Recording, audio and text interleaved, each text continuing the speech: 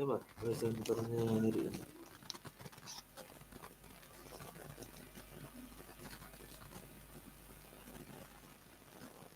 Hari ini kita akan membahas tentang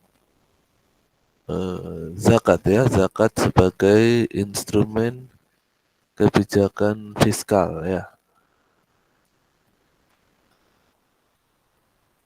Apa belum masuk ininya, presenternya?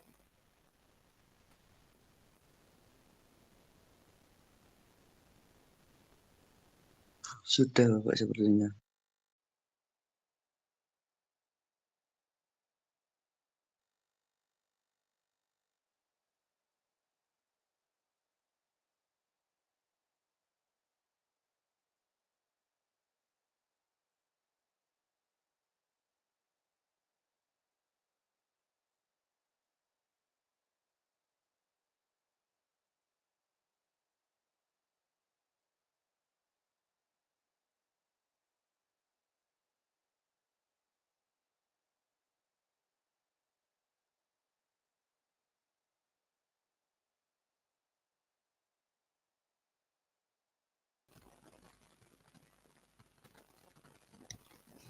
Pertemuan kita tinggal ya, ini sudah pertemuan kelima ya.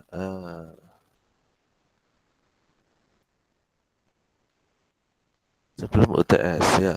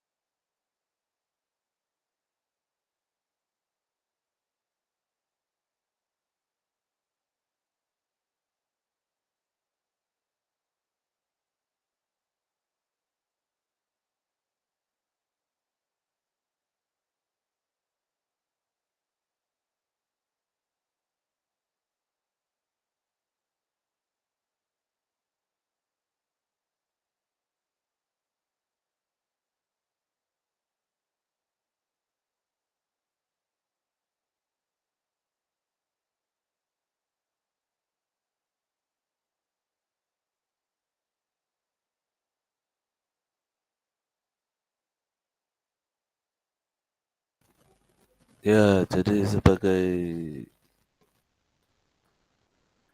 salah satu instrumen kebijakan fiskal ya, kuno ya, sudah kuno. Zakat itu sudah sejak dulu ya maksudnya ya.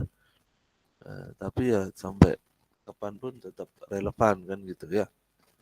Kenapa saya bilang tetap relevan? Karena ada beberapa instrumen kebijakan fiskal lainnya itu yang sudah kurang relevan ya toh.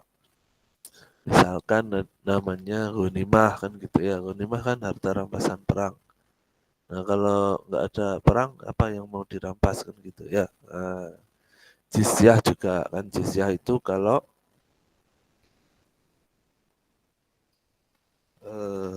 negara muslim ya, negara non muslim tinggal di eh, salah, apa, warga negara non muslim tinggal di negara muslim ya kena jizyah. Nah masalahnya kan sekarang eh, jarang gitu ya yang harus bayar jizyah itu ya. Setahu saya nggak ada sekarang jizyah itu. Oke, sudah siap ya? Kelompok 4 silakan dimulai.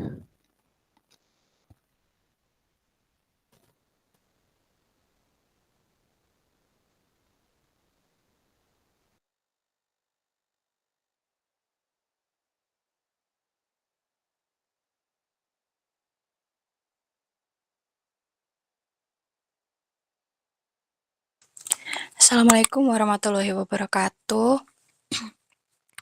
Apakah suara saya sudah terdengar? Sudah, Mbak. Sudah. Baik, saya akan mulai presentasi. Saya dari kelompok 4. Perkenalkan, nama saya Nur Afifah dan kelompok saya ada Ahmad Izzuddin Fahmi, ada Muhammad Anggi Rinaldi. Kami akan mempresentasikan yang berjudul Instrumen Keuangan Publik. Yang pertama, zakat sebagai instrumen utama fiskal. Zakat berasal dari kata zakah yang berarti kesucian, pertumbuhan, dan keberkahan. Secara terminologi, zakat berarti seluruh umat Islam membagi sebagian hartanya dalam jumlah dan jenis tertentu kepada kelompok tertentu atau yang diatur dalam syariat Islam yang berhak atasnya. Fiskal adalah segala sesuatu yang berkaitan dengan pajak atau pendapatan pemerintah yang diperoleh dari masyarakat dan dianggap oleh pemerintah sebagai pendapatan yang digunakan untuk pengeluaran berbagai program.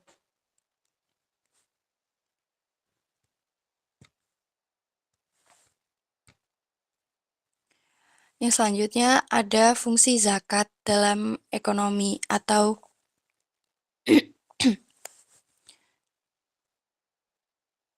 fungsi zakat dalam ekonomi. Yang pertama, ada distribusi pendapatan dan kekayaan. Yang kedua ada peningkatan konsumsi dan kesejahteraan masyarakat. Yang ketiga ada pengentasan kemiskinan. Yang keempat ada stabilitas ekonomi dan sosial.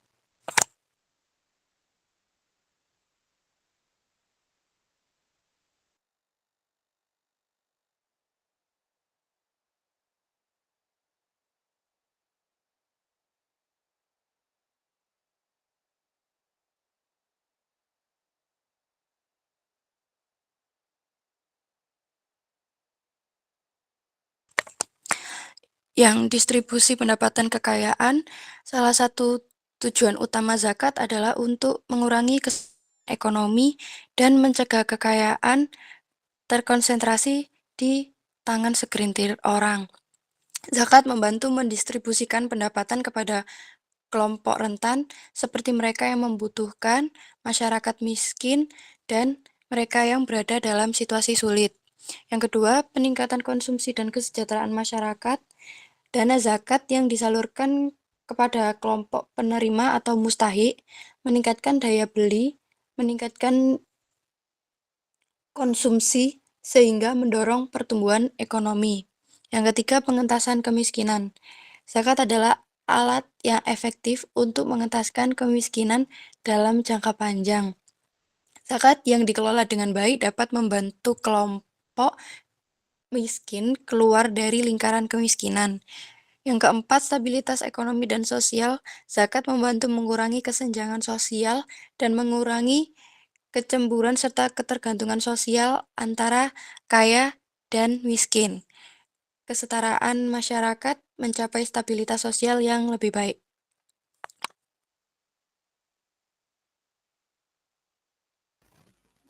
Gambarnya hilang gitu.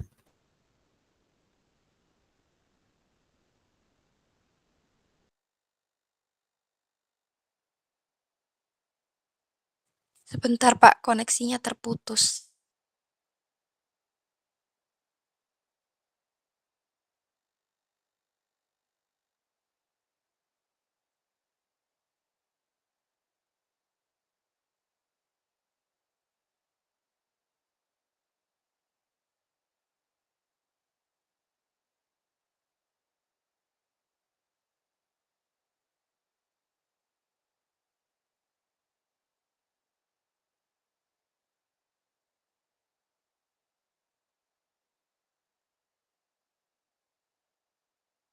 Untuk yang selanjutnya, zakat sebagai instrumen fiskal. Yang pertama, zakat sebagai sumber pendapatan negara. Zakat merupakan salah satu sumber pendapatan pemerintah dalam sistem perekonomian Islam. Zakat hampir mirip dengan pajak, namun zakat digunakan untuk mendanai kebutuhan masyarakat dan pembangunan pemerintahan, terutama berkaitan dengan distribusi kekayaan dan bantuan kepada orang-orang yang membutuhkan.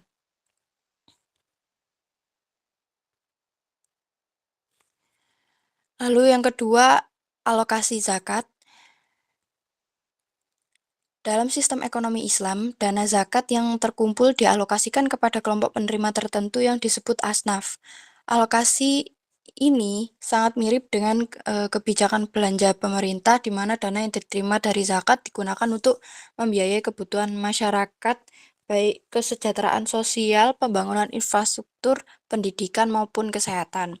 Yang ketiga, redistribusi kekayaan.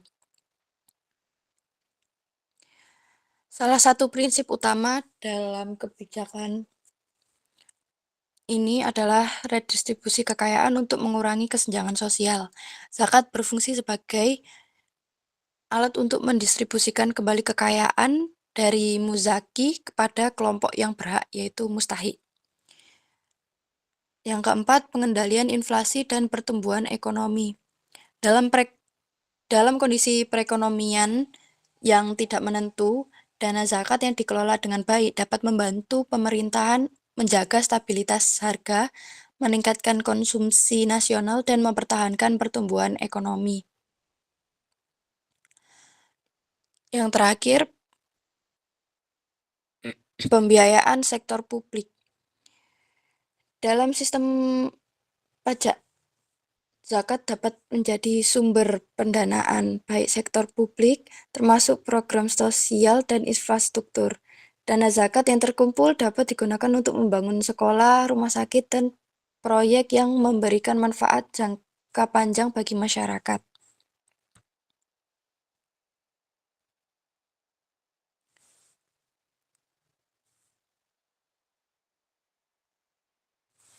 Dalam perekonomian Islam, zakat dapat menjadi salah satu sumber pendapatan utama suatu negara jika dikelola secara efektif dan sistematis oleh lembaga-lembaga publik seperti Badan Amil Zakat Nasional atau Basnas. Dana zakat dapat menjadi bagian penting dari anggaran nasional, terutama untuk sektor-sektor yang terkait dengan kesejahteraan sosial.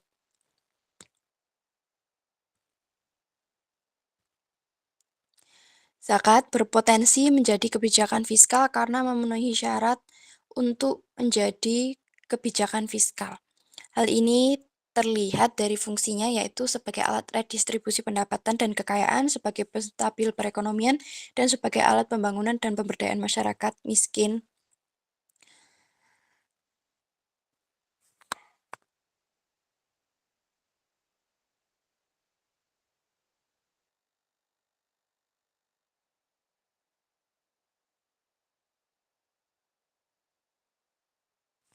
Jika dikelola dengan baik, zakat dapat membantu menciptakan stabilitas ekonomi. Lalu, zakat sebagai instrumen keuangan memiliki potensi besar untuk berkontribusi terhadap pembangunan ekonomi berkelanjutan. Namun, untuk pengimplementasiannya yang efektif memerlukan dukungan kelembagaan dan kesadaran dari masyarakat.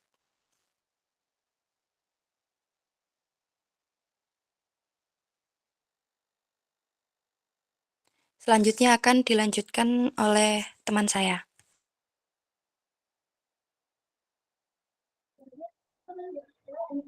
Baik, selanjutnya yaitu mengenai khorus dan juga jizyah.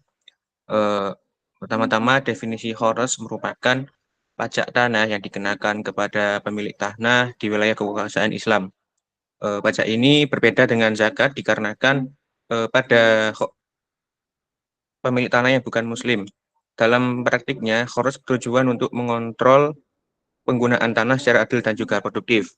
Pada masa pemerintahan Islam, tanah-tanah yang dikuasai oleh negara Islam ini akan dikenai pajak untuk mendukung pendapatan negara. Kemudian definisi dari jizyah merupakan pajak yang dikenakan kepada non-muslim yang tinggal di bawah pemerintahan Islam.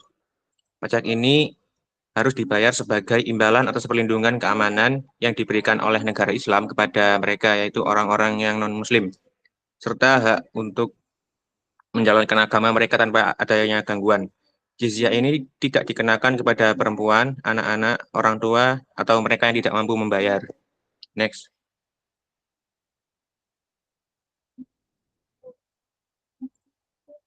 Selanjutnya mengenai peran dan juga fungsi kharaj dan jizyah. Pada masa kekhalifahan, penerimaan dari kharaj dan juga jizyah digunakan untuk membiayai berbagai kebutuhan negara. Adapun beberapa peran dan fungsi ini kami bagi menjadi 4. Yang pertama, sumber pendapatan negara. Sebagai sumber utama pendapatan negara pada masa pemerintahan Islam yang digunakan untuk membiayai infrastruktur, keamanan, dan juga kesejahteraan masyarakat. Yang kedua adalah keadilan dalam pembebanan pajak. Kharaj dikenakan pada pemilik tanah yang non-Muslim, sementara Muslim membayar zakat. Sedangkan jizyah dibebankan kepada non-Muslim sebagai imbalan perlindungan dan kebebasan beragama. Yang ketiga yaitu perlindungan dan kebebasan beragama. Non-Muslim yang membayar jizyah mendapat perlindungan penuh dari negara Islam serta kebebasan menjalankan agama mereka tanpa paksaan. Yang keempat yaitu pemerataan dan juga kontribusi. Memastikan semua lapisan masyarakat, baik yang Muslim maupun yang non-Muslim, berkontribusi sesuai kemampuan mereka untuk menjaga kesejahteraan umum dan juga keadilan sosial. Next.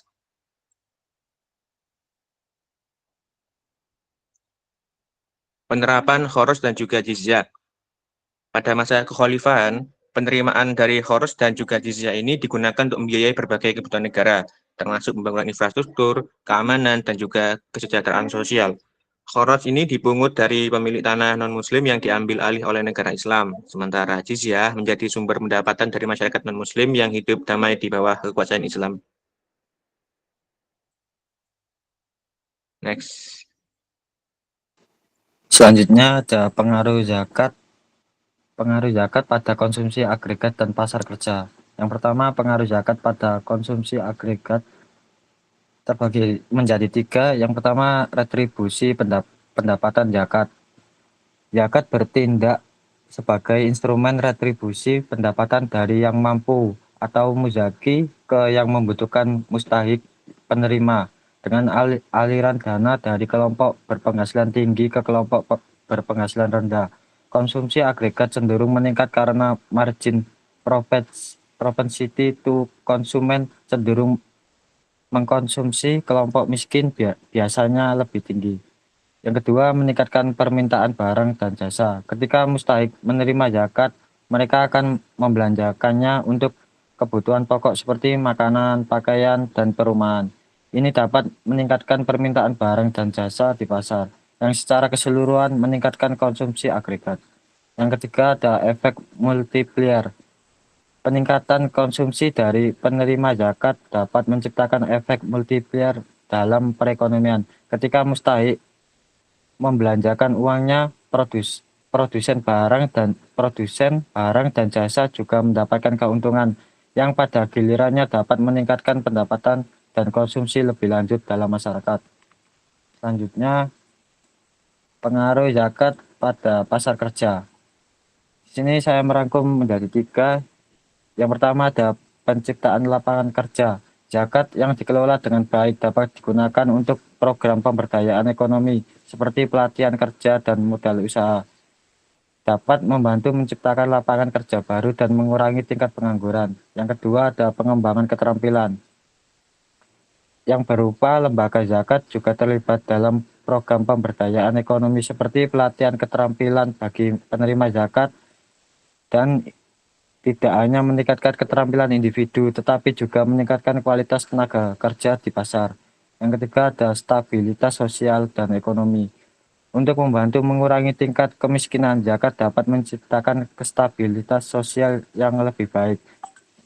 Masyarakat yang cenderung memiliki pasar kerja yang lebih sehat dan produktif.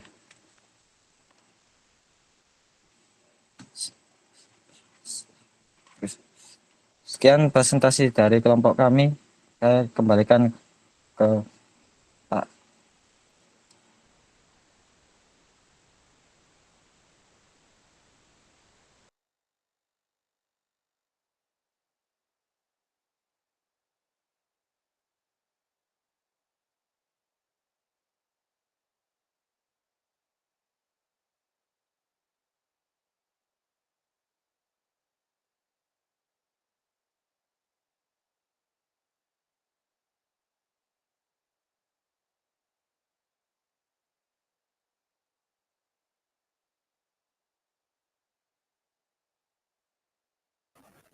Ayo silakan.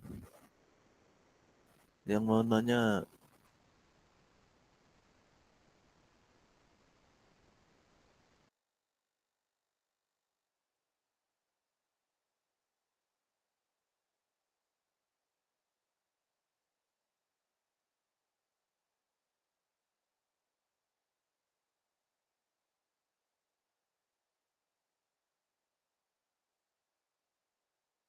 Saya izin bertanya ya Pak.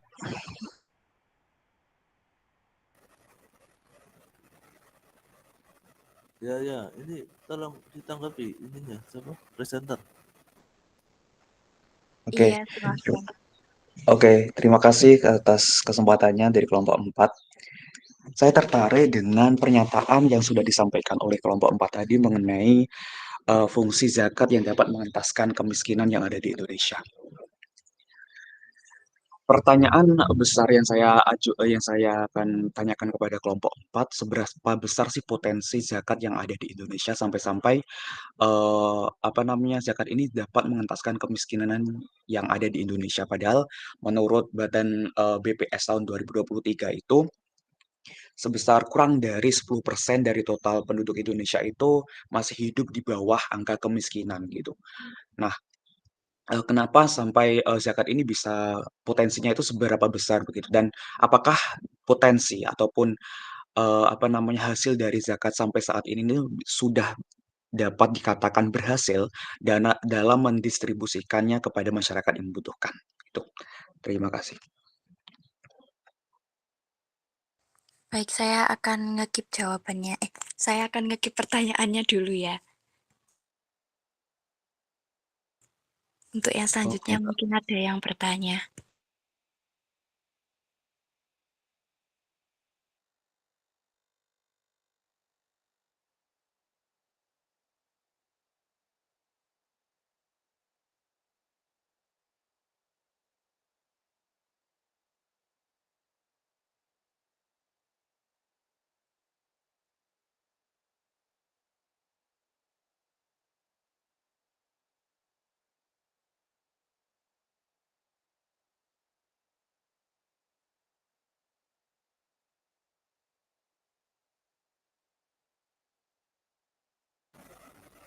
Ayo silakan, boleh enggak? 3 pertanyaan lah paling enggak ya.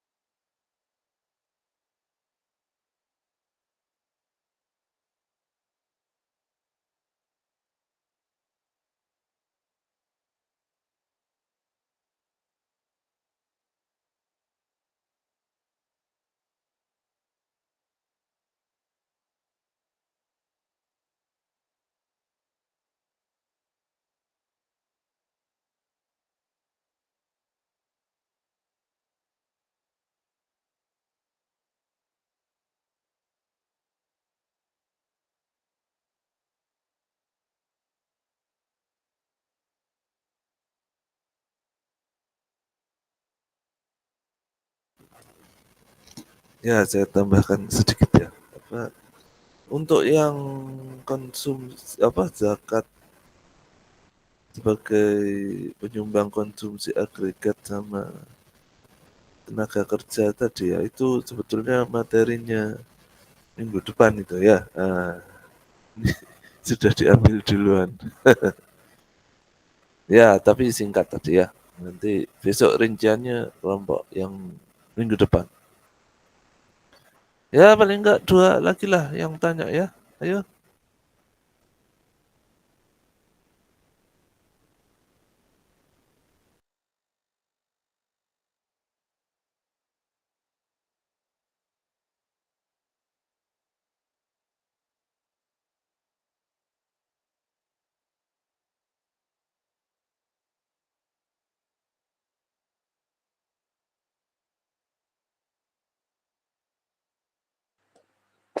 Saya mau tanya.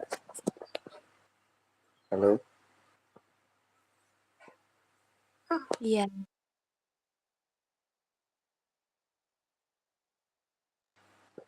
Baik,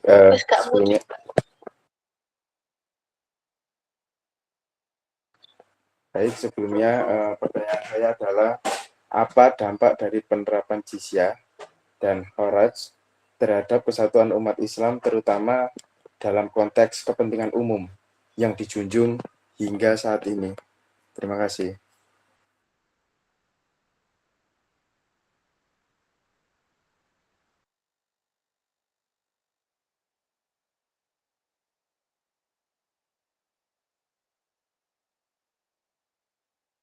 Apakah ada pertanyaan lagi?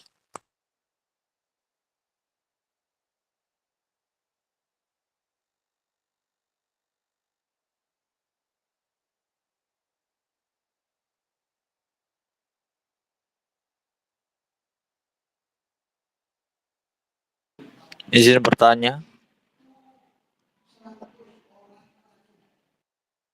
Ya,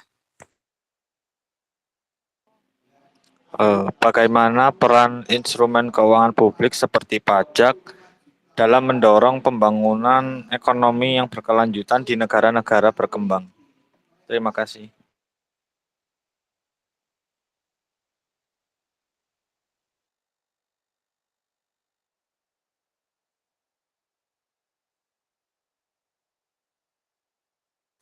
baik, saya akan diskusikan dengan kelompok dahulu.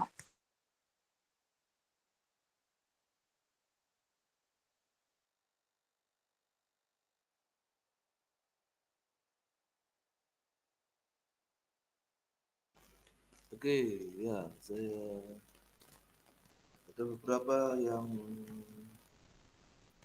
perlu saya sampaikan ya. Untuk melengkapi teman-temanmu tadi ya.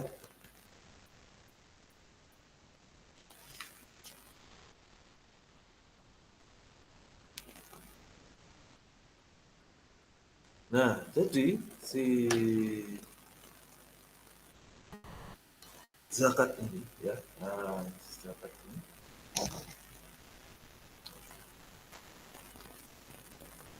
nah, saya ada beberapa buku ya tentang keuangan publik ini ya. Nah, salah satunya ini buku ini ya. Ini enggak kenapa? Silau soalnya di sini. Nah, pokoknya ini bukunya judulnya Keuangan Publik Islam. Yang nulis guru saya dulu ya, dosen saya dulu di UI, Prof. Nurul Huda. Nah, terus saya juga ada buku lagi ini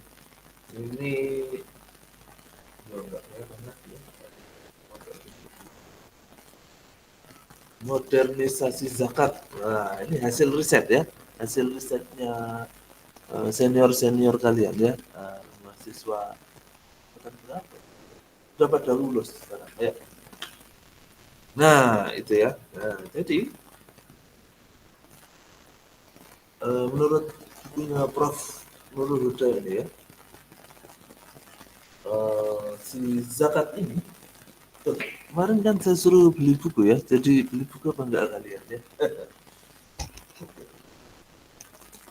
Ya, apa namanya, si zakat ini kalau menurut Prof. Nurul Huda itu bisa menjadi alat ukur ya, alat ukur kemakmuran sebuah negara gitu ya. Nah, jadi alat ukurnya bukan garis kemiskinan ya, tetapi zakat. Nah, keren kan? Jadi contohnya ini cerita yang paling terkenal ya, paling masyhur gitu ya. Itu adalah zamannya Khalifah Umar bin Abdul Aziz yang minggu kemarin kayaknya sudah kita bahas ya, di mana sampai mencari apa namanya mustahik atau orang yang berhak dikasih zakat itu enggak ada ya.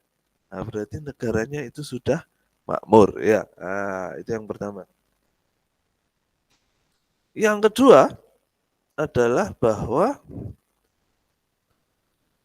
kalau menurut Islam ya, si zakat ini itu di ayatnya itu kan khud min ambalihim ya, dan yang namanya khud itu ambillah, jadi sifatnya itu paksaan. Ya, jadi artinya sebetulnya zakat itu bukan ikhlas-ikhlasan ya, tetapi wajib ya. Makanya setelah Rasulullah wafat, Abu Bakar itu Khalifah Abu Bakar langsung menyatakan perang bagi siapa yang nggak mau zakat, ya kan gitu ya. Tapi perangnya kan nggak kayak sekarang pakai rudal Iran ke Israel itu ya. Nah, apa namanya? Karena itu sebuah kewajiban, maka tentu saja sifatnya memaksa. Dan yang bisa memaksa adalah pemerintah kan gitu ya, bukannya preman-preman gitu ya. Masa lembaga zakat terus preman-preman bergerak, ayo biar zakat, nggak lucu ya. Nah, jadi pemerintah maksudnya memakai regulasi, harusnya begitu idealnya ya, idealnya begitu. Tapi jangan tanya kenyataannya ya, karena bagaimanapun memang kita bukan negara Islam ya, bukan negara Islam, walaupun mayoritas Islam. Nah, saya ada beberapa yang bisa saya tunjukkan.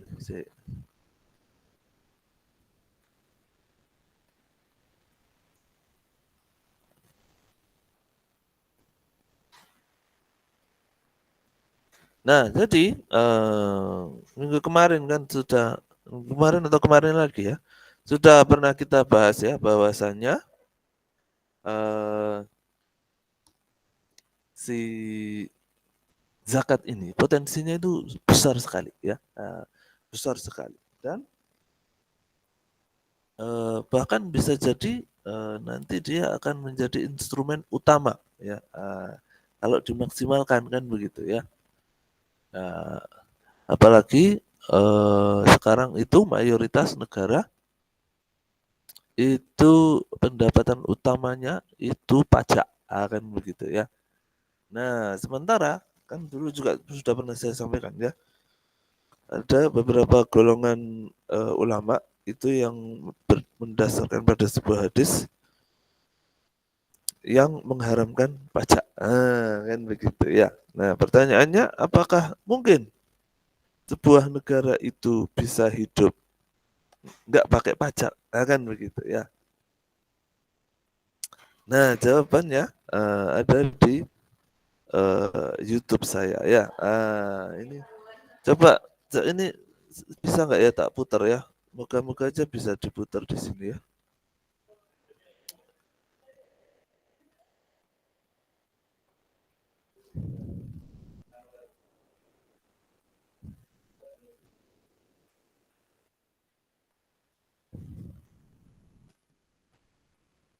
Nah, ya, kelihatan ya. Coba Survive kita dengan setel pajak ya. minimal atau bahkan nol. Ada 9 negara yang tidak menerapkan pajak penghasilan dan negara TSB bisa survive. Negara-negara itu antara lain. 1. Uni Emirat Arab. 2. Bahama. 3. Bermuda. 5. Monaco. 6. Oman. 7. Qatar. 8. Bahrain. 9. Kuwait. Negara-negara TSB bisa survive tanpa pajak karena rata-rata dari negara TSB sudah memiliki sumber pendapatan negara yang besar. Untuk lebih rincinya sebagai berikut. Asteris 1. Uni Emirat Arab Asteris. Negara asal Timur Tengah sangat kaya akan minyak. Tak tanggung-tanggung, 80% dari kebutuhan negara ditopang oleh pemasukan dari minyak mentah.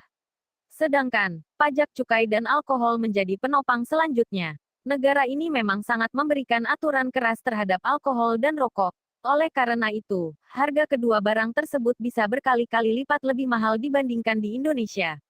Asteris 2. Bahama Asteris. Di Bahama, peraturan bebas pajak tergantung wilayah tempat tinggal, bukan hanya karena status kewarganegaraan. Seseorang dapat memenuhi persyaratan residensi dengan membayar izin tinggal tahunan atau mendapatkan status penduduk permanen berdasarkan pembelian real estate di Bahama. Hal ini disebabkan murahnya untuk tinggal di Bahama, setelah Karibia hilang. Jadi, warga yang tinggal di real estate, maka akan dibebaskan pajak. Secara keseluruhan, negara ini memiliki infrastruktur dan layanan baik. Namun ada layanan yang dianggap sedikit buruk, yaitu bidang kedokteran. Dan tempat wisata di Nassau memiliki tingkat kejahatan yang agak tinggi. Asteris 3. Asteris. Bermuda juga mirip dengan Bahama. Tapi untuk tinggal di negara ini, tarif hidup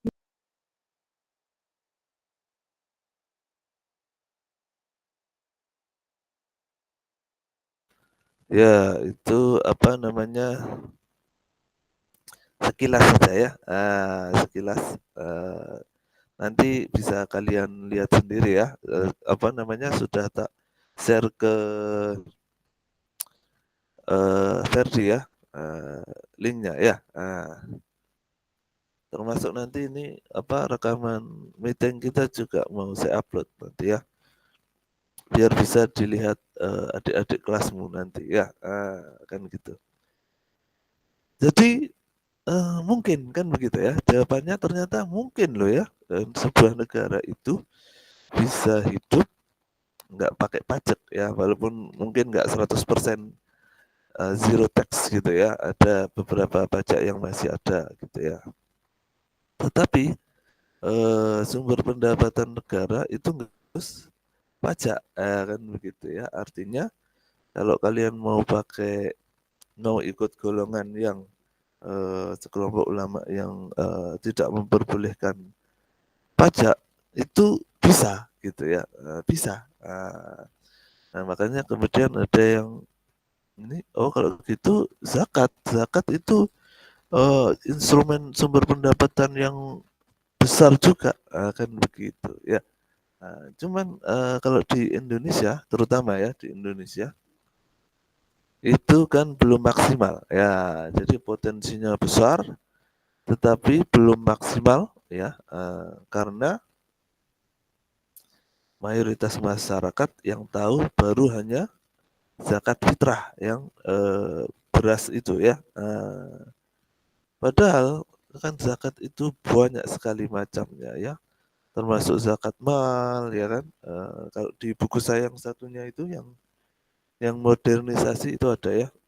Jadi memaksimalkan zakat melalui zakat mal ya. Habis itu ada zakat produktif namanya ya. Jadi zakatnya itu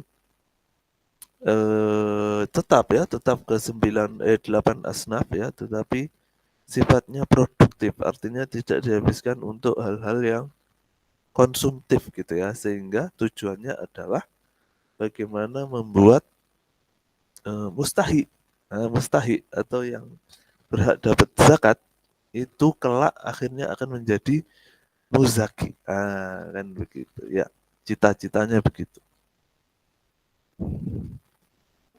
Oke, ada lagi yang mau saya tunjukin, mana ya?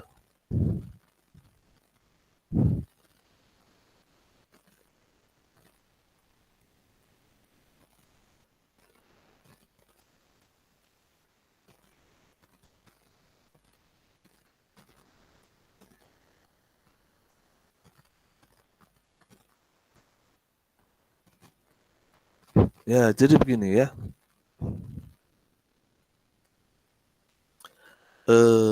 Semakin maju sebuah negara, nah itu ya. Semakin maju sebuah negara. Nah, ini ada hubungannya dengan yang kita bahas tadi ya, zakat itu tadi ya. Karena salah satu tujuan zakat itu adalah distribusi kekayaan. Maksudnya apa? Maksudnya adalah mewujudkan salah satu ayat Allah yang berbunyi bahwa aduh saya lupa ininya ya, teksnya ya. Tetapi intinya agar kekayaan itu tidak hanya berputar di kalangan orang kaya saja, ya, kan begitu ya. Sehingga jurang pemisah antara yang kaya dan yang miskin itu kalau bisa semakin diperkecil. Nah, semakin kecil jurang pemisah itu, atau dalam bahasa ekonominya itu namanya Gini ratio ya, Gini ratio. Semakin kecil perbedaan itu, maka biasanya itu negara itu akan semakin aman ya. Tingkat kriminalitasnya turun. Sebaliknya semakin besar jurang ininya ya, pemisahnya, maka tingkat kriminalitasnya akan semakin besar ya. Nanti ini saya kasih ini nih, tak share ya. Negara paling aman di dunia ya. Mana ya? Oh ini. Nah ini ya. Apa saja negara paling aman di dunia ini? Kan gitu ya. Paling aman di dunia nomor 1 Turki. Wah luar biasa ya. Kita harus bangga karena ternyata salah satu negara paling aman di dunia itu adalah negara walaupun nggak bisa dibilang negara Islam ya, tetapi paling tidak dia mayoritas Islam juga ya kayak Indonesia. Walaupun mereka sudah terkenal dengan sekularismenya ya, artinya mereka sudah ke barat-baratan gitu ya. Nah habis itu ada Islandia, Islandia ya, Islandia. Terus ada Denmark. Ini Denmark ya.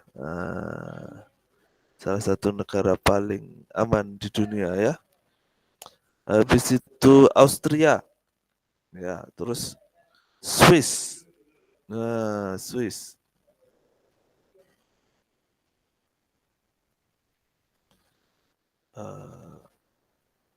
Nah, habis ya. Ini ya cuma itu aja ya. Yang paling gitu ya, paling aman. Nah, si Swiss ini saking amannya dia karena dia kan melindungi ini ya, melindungi aset perbankan siapapun yang nabung di sana itu jadi tempat pencucian uang ya. Jadi orang-orang jahat itu biasanya kalau nyimpen uangnya di Swiss karena nggak bakalan bisa dikejar sama ini apa polisi internasional ya, Interpol ya, wah gitu ya. Saking amannya Swiss itu ya. Nah itu adalah salah satu tujuan gitu ya, salah satu tujuan kalau zakat itu betul-betul bisa kita maksimalkan ya, sehingga untuk menurunkan kesenjangan antara yang kaya dan yang miskin kan begitu ya. Sebentar, ada lagi nih.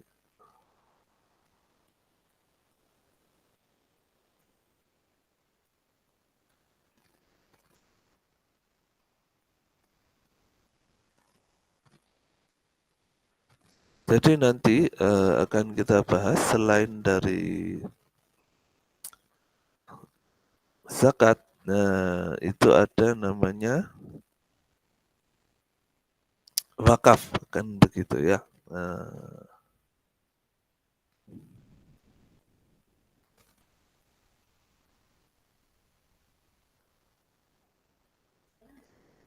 Nah, wakaf itu juga adalah salah satu gitu ya.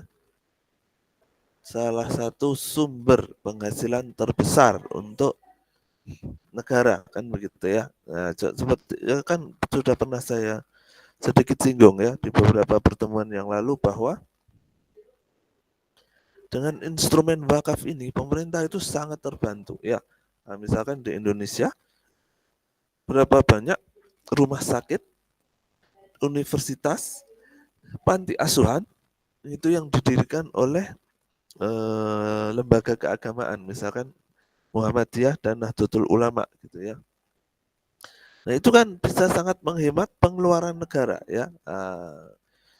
Ada rumah sakit, kampus, panti asuhan, terus unit usaha, bahkan punya BMT kan gitu ya, bank mikrobank, kan gitu ya. Itu semua kan akadnya wakaf ya, wakaf. Nah, belum lagi infak ya. Kalau infak itu dulu sejarahnya zaman Rasulullah, kalau negara butuh apa itu ya, itu apa orang-orang kaya, dan memang sudah sunatullah ya. Yang namanya orang kaya itu kadang kalau sudah kaya itu kayanya kebangetan kan gitu ya. Jadi sampai bisa membantu negara ya. Misalkan menyewakan jet pribadi misalkan, ya kan gitu ya. Menyewakan jet pribadi ke negara misalkan ya. Kalau pimpinan negaranya butuh pergi kemana terus negaranya nggak sanggup beli pesawat sendiri kan gitu ya. Misalkan ya. Oke. Apa lagi ya? Sebentar.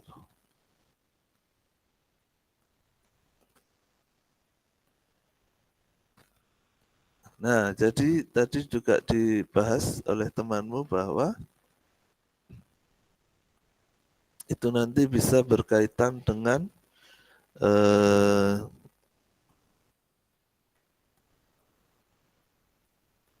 apa namanya? Inflasi kan begitu ya. Walaupun tidak secara langsung kan begitu ya. Artinya apa namanya? Ketika masyarakat itu sudah berdaya beli cukup kuat, nah gitu ya. Mau inflasinya agak gede pun kita sanggup beli kan begitu ya. Dengan bantuan zakat itu ya misalkan ya. Nah, kan kalau kalian ini ya sering baca berita sekarang kan lagi rame Indonesia ini mengalami deflasi ya. Nah, deflasi itu kebalikannya inflasi ya. Berarti harga-harga jadi murah ya. Masalahnya menurut para pengamat ekonomi, murahnya harga-harga itu bukan berarti bagus ya. Murahnya harga-harga itu kemungkinan besar disebabkan karena daya beli masyarakat itu turun ya. Kelas menengah mulai kehilangan pendapatan kan gitu ya. Jadi akhirnya harga-harga pada turun biar apa? Biar orang bisa beli ya. Karena kalau tetap mahal nggak ada yang beli ya kan gitu ya. Jadi beberapa pengamat malah mengatakan bahwa Indonesia itu sekarang sedang tidak baik-baik saja ya. Tetapi ya kita berharap semoga kita bisa melewati ya. Kan begitu. Oke. Mungkin itu ya yang bisa sedikit saya tambahkan ya untuk materi hari ini ya. Silakan kelompok mungkin bisa menjawab pertanyaan teman-temanmu tadi ya. Iya, Bapak.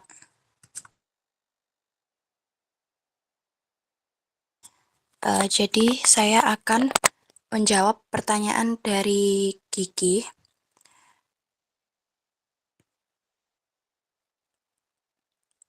Tentang seberapa besar potensi zakat di Indonesia sehingga bisa dikatakan bisa mengatasi angka kemiskinan. Jadi jawaban dari kelompok kami yaitu pada tahun 2023 penghimpunan dan penyaluran zakat di Indonesia akan meningkat secara signifikan. Namun memang dalam pengentasan kemiskinan tersebut belum maksimal. Berdasarkan data yang ada di Basnas, zakat telah berhasil disalurkan kepada kurang lebih 33,9 juta mustahik dan telah berhasil disalurkan kepada 21 ribuan masyarakat yang tergolong miskin ekstrim. Meskipun jumlahnya relatif besar, namun efektivitas penyaluran zakat itu memang masih perlu ditingkatkan. Hal ini dibuktikan dengan pendapatan pada tahun ini, yaitu tahun 2024, diperkirakan mendapatkan 41 triliun, sedangkan potensi zakat setiap tahunnya bisa mencapai 327 triliun. Oleh karena itu, masih terdapat kesenjangan antara besarnya potensi zakat dengan pelaksanaan pengumpulan dan pendistribusiannya yang memang belum sepenuhnya optimal. Untuk mengatasi permasalahan tersebut, harus dilakukan upaya untuk meningkatkan kesadaran masyarakat di Indonesia dan mengoptimalkan sistem pengelolaan zakat, termasuk pemanfaatan teknologi digital. Selain itu, Basnas juga bertujuan untuk lebih memperluas jangkauan distribusinya sehingga zakat dapat berperan lebih besar dalam pengentasan kemiskinan yang ada di Indonesia ini. Terima kasih.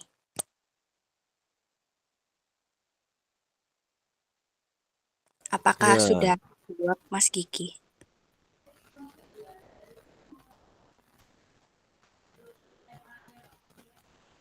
Oke Mbak, sudah. Terima kasih. ya sebentar ya, sebelum dilanjutkan, saya tambahkan sedikit ya. Jadi kalau ngomongin masalah kemiskinan itu memang sangat kompleks ya. Bahkan ada yang namanya kemiskinan terstruktur, wah gitu ya. Sudah miskin, kena utang, habis itu nggak bisa bayar, disita bank, wah semakin miskin ya. Jadi memang itu pemerintah itu harus turun tangan itu ya. Emang nggak ini ya, selain zakatnya memang belum maksimal, memang harus ada subsidi-subsidi ya. Jadi apa namanya, kita masih sangat beruntung ya, ada subsidi BBM ya toh. Tadi pagi saya baca apa namanya, pembatasan subsidi BBM batal kan begitu ya. Tadinya kan mau ini ya, mau dibatasi itu ya. Habis itu subsidi apa lagi ya? Perumahan murah, misalkan ya. Itu memang kita masih sangat memerlukan ya. Karena pendapatan kita masih kecil gitu ya, terutama yang di bawah garis kemiskinan ya. Oke, thank you. Terus lanjut, masih ada pertanyaan lagi ya?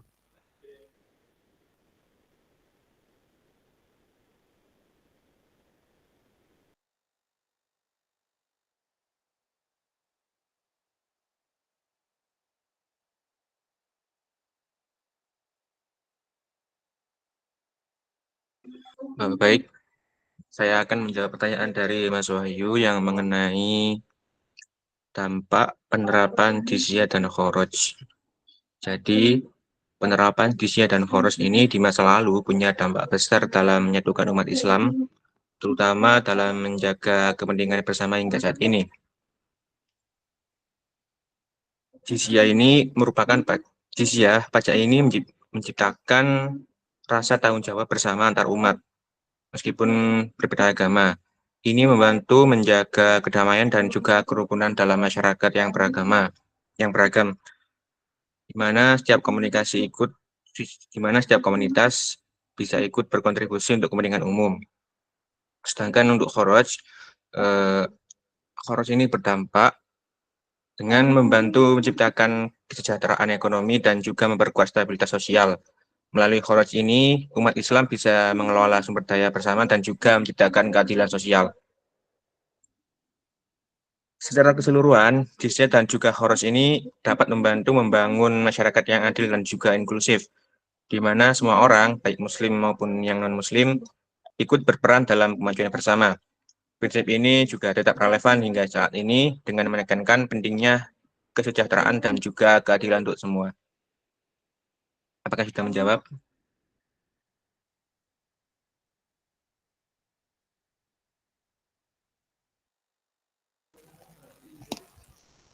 Ya, saya tambahkan sedikit ya, sebelum ke pertanyaan terakhir. Ya, jadi jizyah, nah itu ya, jizyah itu kalau sekarang itu sudah hampir nggak ada ya. Tapi ada beberapa informasi mengenai jizyah ya saat ini. Ya, itu yang misalkan dulu di pemerintahan Taliban gitu ya. Di pemerintahan Afghanistan Taliban itu pernah ada jizyah ya toh. Terus di Pakistan juga ada jizyah tetapi yang dikuasai kelompok ekstrim. Habis itu negara-negara dengan kelompok radikal yang ada ISIS-nya gitu ya. Itu juga ada mereka pakai jizyah ya. Kemudian kalau negara-negara modern seperti Arab Saudi dan Yordania itu tidak menerapkan jizyah ya, tetapi dalam beberapa konteks ada kebijakan yang menargetkan non-Muslim, walaupun tidak secara eksplisit disebut sebagai jizyah, kan begitu ya. Nah, jadi sudah hampir punah gitu ya, bisa dikatakan ya si jizyah ini ya. Nah, kecuali memang negaranya full Muslim ya, kayak Arab Saudi. Tapi sekarang kan susah ya. Sekarang asasnya sama rata, maksudnya pajaknya itu secara umum gitu ya. Kalau yang masih pakai pajak ya. Nah kalau kharaj itu kan zaman sekarang jadi PBB ya, semacam PBB, pajak bumi bangunan ya. Walaupun mekanismenya tentu berbeda dengan kharaj yang zaman dulu ya. Oke, silakan. Masih ada satu pertanyaan ya.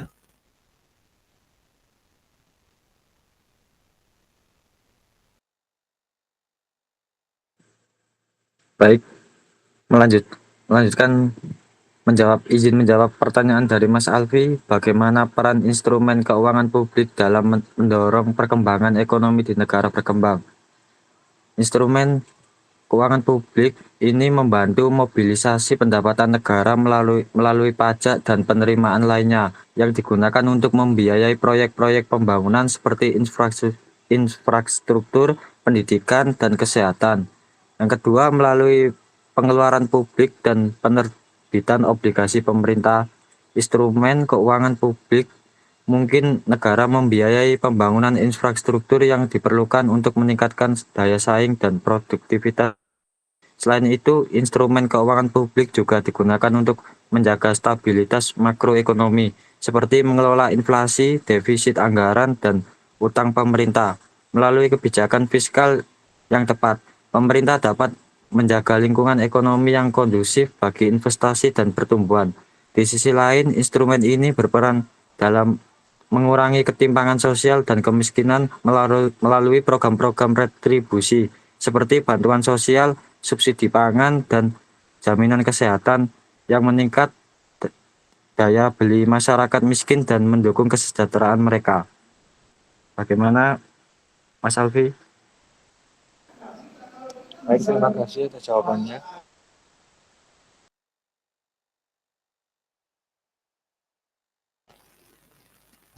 Ya, oke, sudah terjawab semua ya berarti ya. Nah, saya tambahkan sedikit lagi ya. Jadi seperti kita tahu ya bahwasanya Islam kan tidak memperbolehkan bunga kan begitu ya. Terus bagaimana Pak? Nggak mungkin sekarang ada apa namanya negara yang nggak ada bank sentralnya kan begitu ya, yang nggak pakai instrumen bunga. Apakah mungkin sebuah negara itu hidup nggak pakai bunga gitu ya? Misalkan rumput semua, kan begitu maksudnya ya. Jadi ini ada yang perlu saya tunjukkan ya. Sebentar.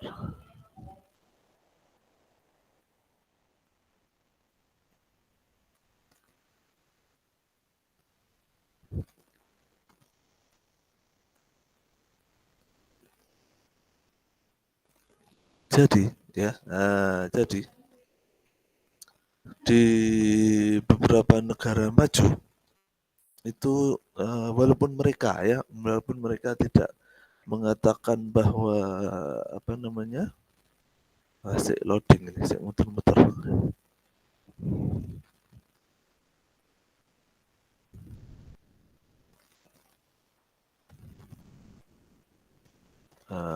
Sebentar.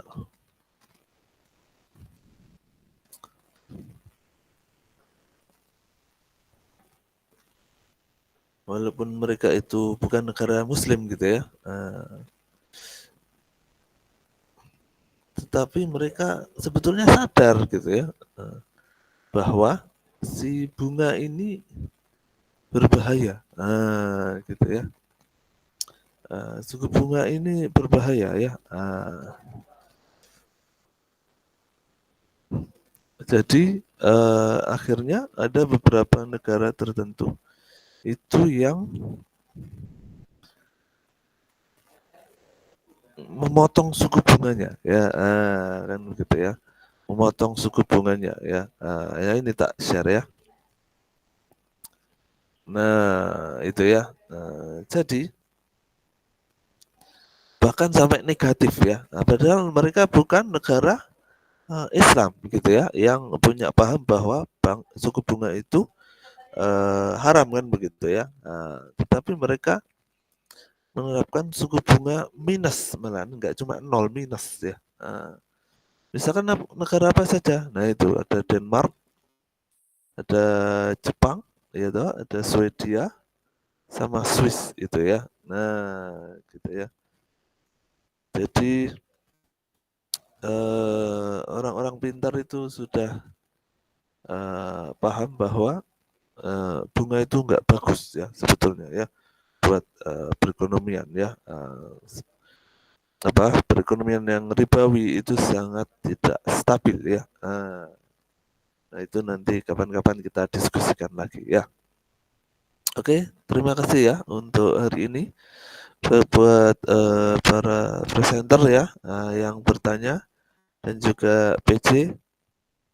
Kita akhiri dulu perkuliahan pada hari ini. Semoga kita mendapatkan ilmu yang bermanfaat ya. Terima kasih atas perhatiannya. Kita tutup dengan doa akhir majelis. Subhanakallahumma bihamdika asyhadu an la ilaha illa anta astaghfiruka wa atubu ilaik. Ya. Kita ketemu lagi minggu depan insyaallah.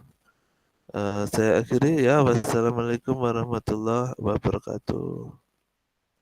Waalaikumsalam. Waalaikumsalam warahmatullahi wabarakatuh. Terima kasih Bapak. Sama-sama.